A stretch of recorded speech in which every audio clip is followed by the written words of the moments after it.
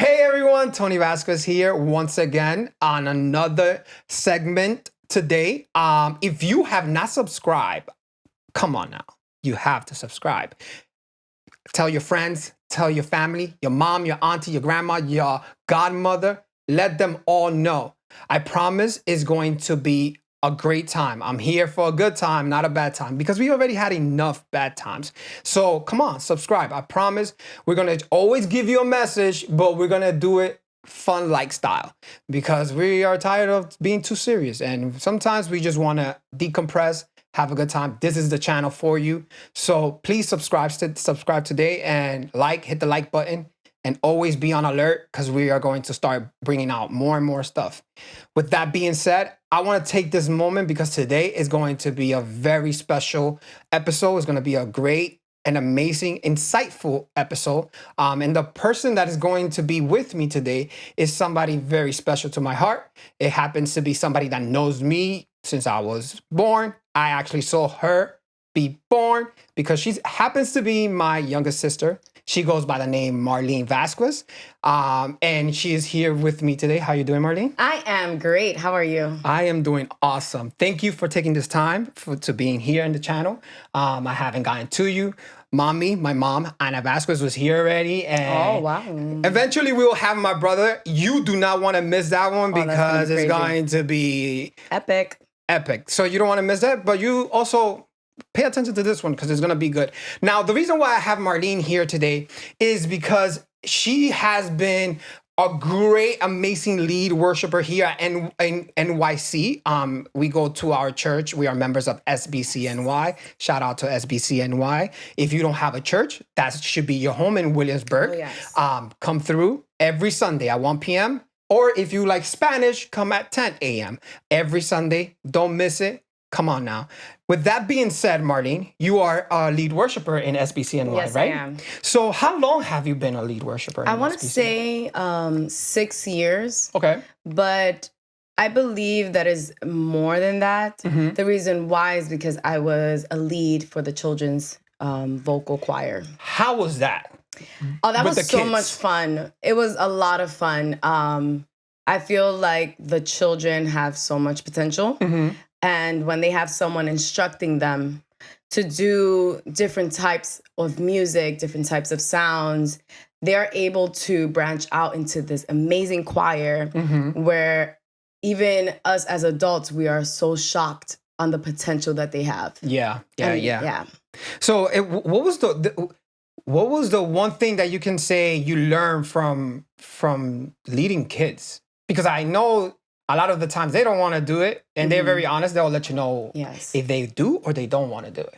So I have a passion to work with children. I mm-hmm. feel that it is something that I get to learn from them as well as they will learn from me. Mm-hmm. So I make sure to do things in a way that is entertaining for them. It's not this rigorous thing that they have to do now on a Sunday mm-hmm. and they have to be upstairs rather than with their friends playing around. They would literally come with me in the room and we would make music fun. Yeah. And that opened up a new dynamic for them to envision music in a fun way. Mm-hmm. So now you started off with the children ministry, but you transition now and you're doing lead worship for the adults. What would you say is the difference between both of them? What would you think you will believe that is the difference, the major difference that they have leading different crowds? Honestly, I want to say that there's a lot of similarities, but I feel that because I am now working with adults, it's interesting how leadership, when it comes down to them, is more direct, mm-hmm. quicker, faster, since they understand what is required of them. Mm-hmm. So it's not so much of having to break the ice, having something fun. I can go directly to what we came to do. Mm-hmm. And that is the major difference. Aside from that, I feel that it's pretty much the same. Okay. And what was your action to resolve the problem when a kid would say to you, I don't want to do this? Honestly, I never pushed a child to do something that they don't want to do. Okay. So Because we know that Prior there are to a lot of that. parents, and sorry to cut you off, but there are a lot of parents that would be like, but I still want my child to be there, and the child does not want to do this. Right. And we do, for those who don't know, we are in a Hispanic community. So Yes. if you know Hispanics, they always want their opinion. kids to shine. And even when the child does not want to do it, they try to force the situation. So at that moment, how do you respond? Well, I first respond to the parents. So I listen to the child. If the child expresses that they are not interested, then I listen to them. I express to them that they are in the right to let me know whether or not they're interested in playing a part when it comes down to singing. And then I speak directly to the parents. Okay. So that way the parents could express to me that it's a matter of them wanting to have the child involved rather than the child wanting to be involved. In the matter of when the parent says, I still want my child to be involved, even though if she or he says, I don't want to, then what I do is that I find something that is interesting for the child. And I find a position or a role that they can now do or sing with, and it becomes a fun experience for them.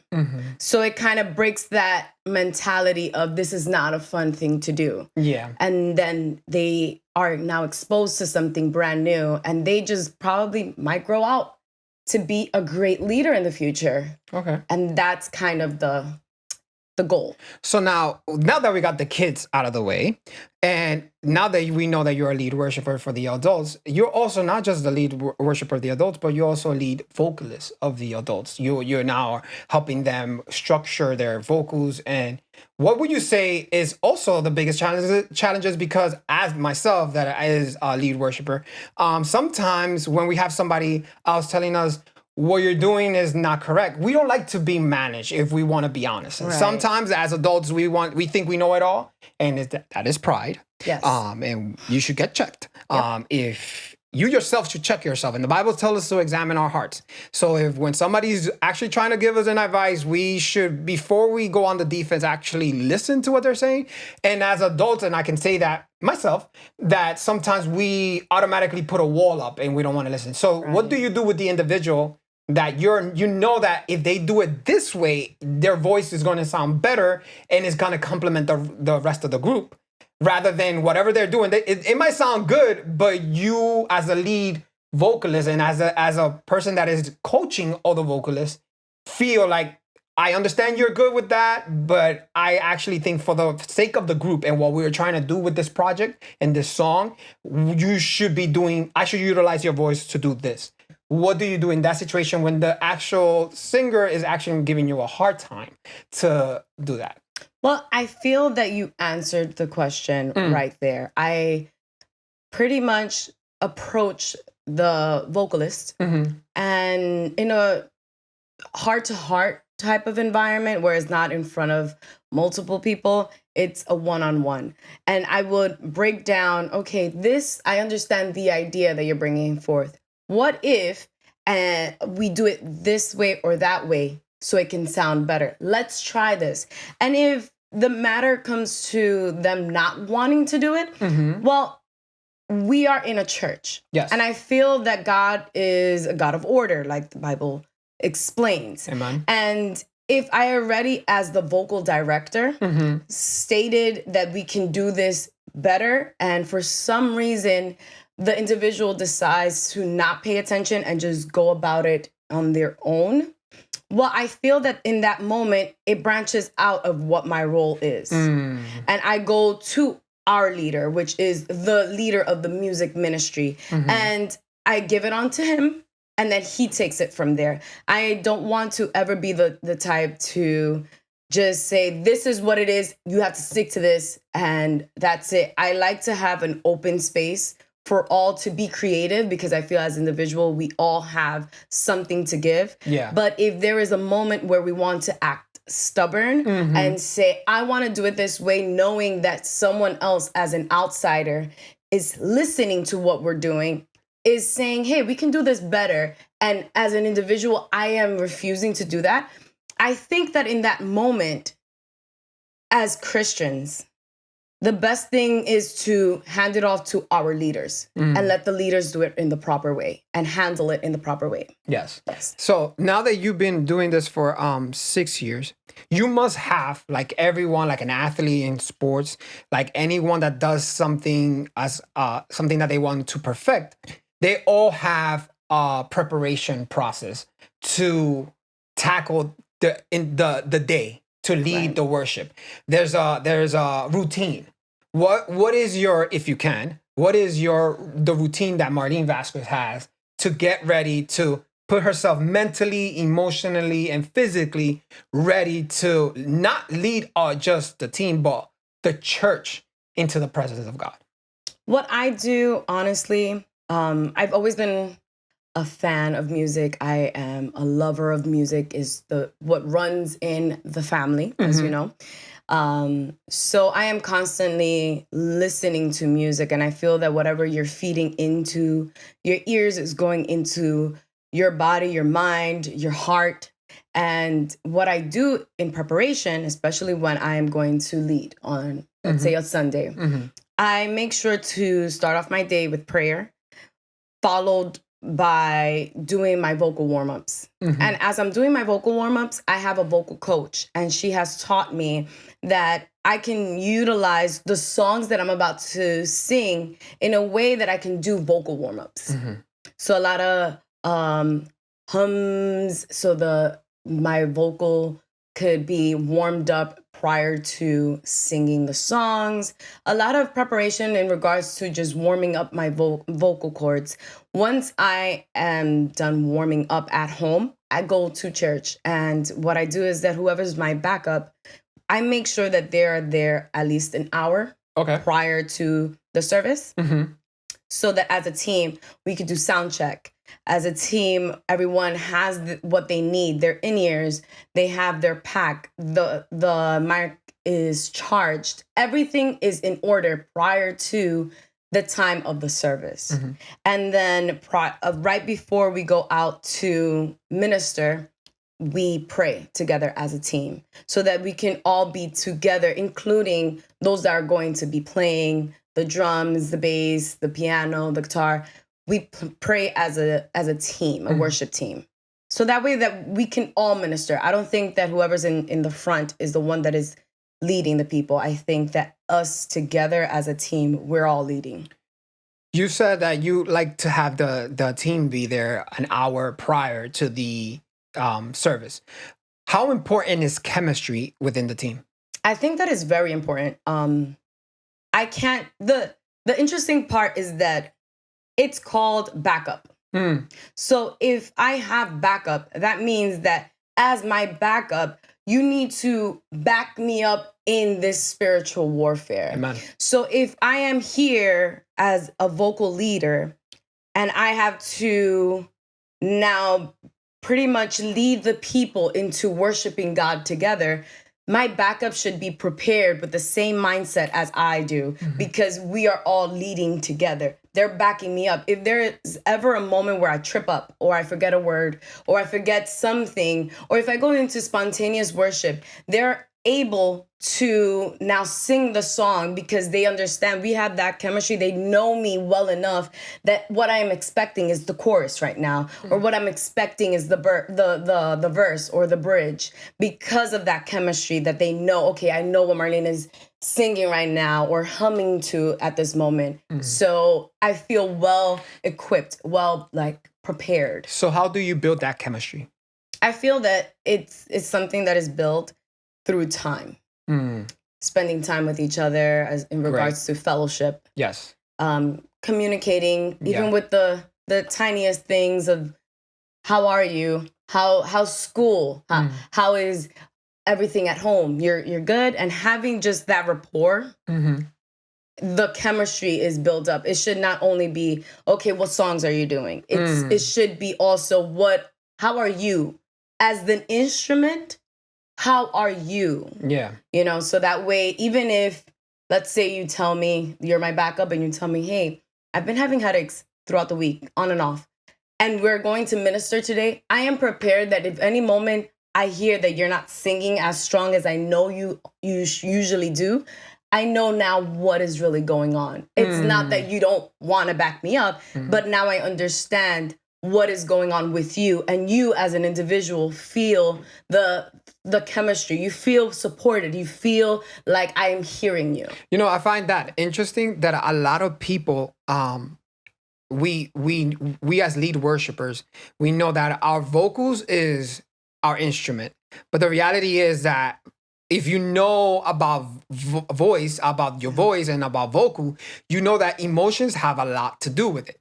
And when you're tuning in your actual instrument, when you're in tuning your instrument, that also deals with your emotions. Yes. And a lot of times as churchgoers and as people of God, we forget that we also got to check the person. We got to check how they're doing, because that's also you tuning their instrument. Yes. That is part of readjusting. Maybe there's a chord emotionally that needs to be tuned up right now. Or maybe it's not emotionally, it's spiritually. It needs to be tuned up. And you cannot do it with just a 5-minute prayer. Right. You're not going to do it with I saw you in practice and I saw you the day of. Right. That's not how it works. The only way a person is going to open up to you is when you give them your time.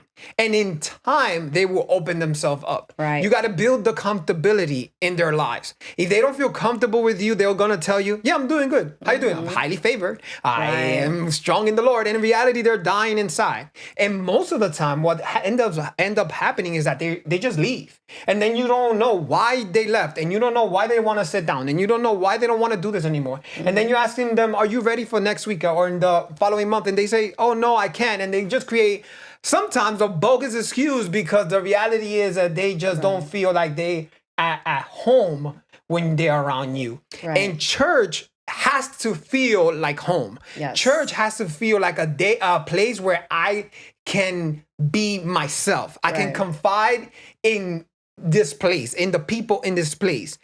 Are we all have flaws? Yes, we do. Of course. Is it going to be one day that one of your team members are going to get you mad? Most likely. Annoyed? Yes. You're going to feel offended? Of course. Yeah. Why? Because sometimes as humans, individually, we're going through something. But as lead worshipers and as a vocal director that you are, I feel that it should be priority. Right. How are you? Can I tune you emotionally? Tone you in your spiritual? Let me check your spiritual. And that's why you also have a spiritual coach inside the team. And you have then the music director, and then you have the vocal. Because you have to be able to tackle each part of what it is to tune spiritually, tune yourself as a team. Make sure that you guys are ready, because if you know that you going for war. Right. When you're going out there, you're not there to play around. Yeah. This is not these shows that you see on TV. I'm not going to give them any promo. You see on TV where they're just singing their hearts out and that's it, they leave. No, if you're not prepared, you're going to leave with some spiritual issues right after, because there was a war that you was in and you was in the front lines. That's what you're doing. And when you have that understanding that this is a war that I'm going into, no army is gonna win if they are not connected. Right. If they're divided, there is no way that you can defeat the enemy that is Satan. Right. That is the demonic forces. There is no way you're going to defeat them. They already know we won. If you're not prepared, we won. You can be the greatest singer of all time. Yeah. It does not matter if you're not connected as a team. Right. At that moment, you might fool people. You might fool the person, and then the people are gonna be like, "Whoa, it felt great," and then an hour later, they're like, "I'm empty again." Yeah, and the person that led might be crying their eyes out, right? Because in reality, they weren't happy at all, or they were going through something and they couldn't speak to nobody. Right. This comment I make because I want anyone that's listening that is a lead worshiper or is part of the team. Right. You need to bring awareness to: are we truly connected? Do we have a chemistry together? Are you really my sister? Are you really my brother in Christ? Can I count on you if I am in need in any way, shape, or form? Because when you build that type of relationship, you already know that you have something strong enough to go out there. Before the talent, the spiritual, the emotional, and the physical should be attacked first, and make sure that is great first. With that being said, also as a lead worshiper, I know from experience, and I know most of us go through this, there's always one moment, one embarrassing moment we go through. Yes. Can you share one moment where you know it was like, yeah, I want to get out of here? Okay. Yeah. So, wow, knew this was coming. Well, there are multiple embarrassing moments for me. I think that she says that with confidence, by the way. Yes, I'm not gonna shy away from it. One that I will say was like one of the most embarrassing moments was when I was bringing forth a song that the people liked and they knew. Like a fan favorite, like everyone knew the song. So they knew the introduction and they got really excited once the band started playing. But once the band started playing, my mind just blanked out. Oh, no. Yes. And I'm supposed to wear glasses. I don't, but I am supposed to. So I can't really read the lyrics that are all the way at the end of the church. I can't see anything. And my backup wasn't prepared to lead the song. That's why you should learn the lyrics. That's what I learned after this experience. So it was very embarrassing when the people started singing the song. And I was like, oh my God. All I can say was, yes, worship him. Woo! Sounds good, church. You know? I learned in that moment the importance of... You go on spiritual warfare at that moment. Yes. I started humming everything because I wasn't sure the lyrics. Yeah. Wow. That's a great one. That is definitely a great one. Let's move on. Unforgettable. Let's move on. Because we could go here for days. There's a lot. Yes. But I just wanted to share, for you to share one of them, and so that people will know that it's not always glamorous. There could be hiccups here and there. And it's okay. It's part of the process. Yeah. Just learn from it. Don't keep making the same mistakes. Because then the people most of the time don't realize what just happened. Yeah. But if you do it constantly, then they're going to pick it up. Right. So let the mistake happen, learn from it, move on, and grow from it. That's what you do. You just grow from it. You just keep moving on. With that being said, what you think as a lead worshiper is the biggest reward you have gained?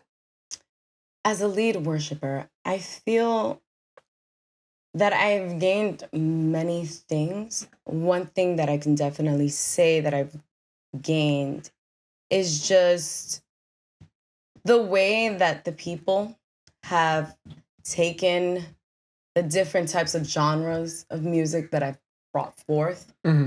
My expectation always is just, oh my God, I don't know how the people are going to take this because this is very different. And especially in our church where for a while we had just one type of genre and gospel wasn't used a lot in the English. And that is the genre that I pretty much feel at home with. So when I brought that forth, I was very afraid at first, but once I started singing, many people, those that I actually thought were going to just not enjoy the moment, they were the first ones singing with me, enjoying the moment. In fact, most of them expressed their testimonies stating that the worship was so different and it was a fresh wave for them. It was something fresh for them. And that motivated me to continue to do that, to continue to be myself, even in the midst of worship, which is what we should do. Yeah. You know, and that was just so great. That is so awesome. To close out, what would be an advice that you will give to someone who is thinking of being a worshiper or even leading one day as a worshiper? I feel that the best advice that I can give is to be confident. I started off being very afraid. I had an idea of what it meant to sing. And I had an idea what it meant to worship God as a child.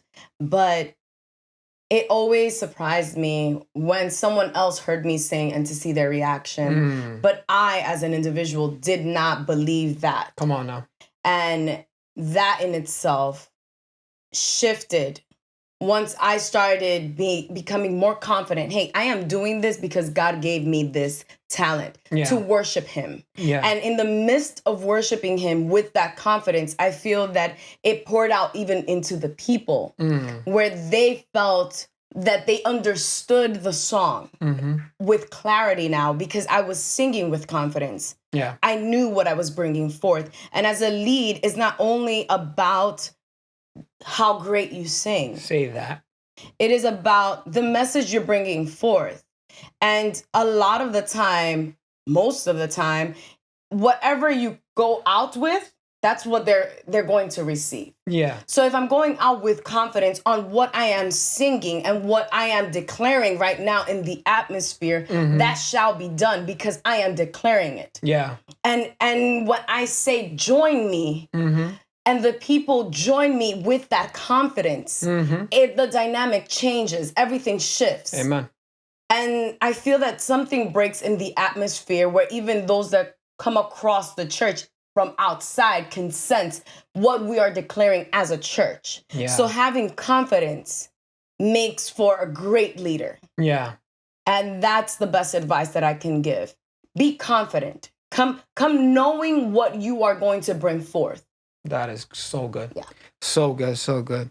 Marlene, thank you so much for taking this time with me and bringing your experience, giving us insight of what it is to be a lead worshiper. If you have any questions, any comments, if you know somebody that wants to become a lead worshiper, have any questions for Marlene as a lead worshiper, for myself, that is also a lead worshiper. If you have anything, put it on the comment below. We're gonna read it. We're gonna be responding to it. You can DM us if you have my IG, Tony Vasquez 7. You can say your IG name. What is it? M_B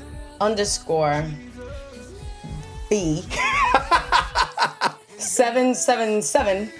You're gonna see it in the bottom. Yeah. If you just tap Marlene, you got it. It will be my face. So just you can DM her directly, or you can DM me, or again comment on the bottom of the page. We're gonna be reading it and we'll respond to it because this won't be the only time she'll be here. We'll respond to it the next time she's on, and we'll give you the answers that you need. We want to help you as a body of Christ. Doesn't matter if you're in our church or you're somewhere else around the world. We would love to hear from you. We would love to answer your questions as best as we can. And if we don't know, we'll let you know. We do not know the answers to it, but we'll try our best to answer those questions. Once again, Marlene, thank you for joining. If you have not subscribed, do it today. Hit the like button. Tell a friend, tell a family member. We would love to see you next time. Have a wonderful day. God bless.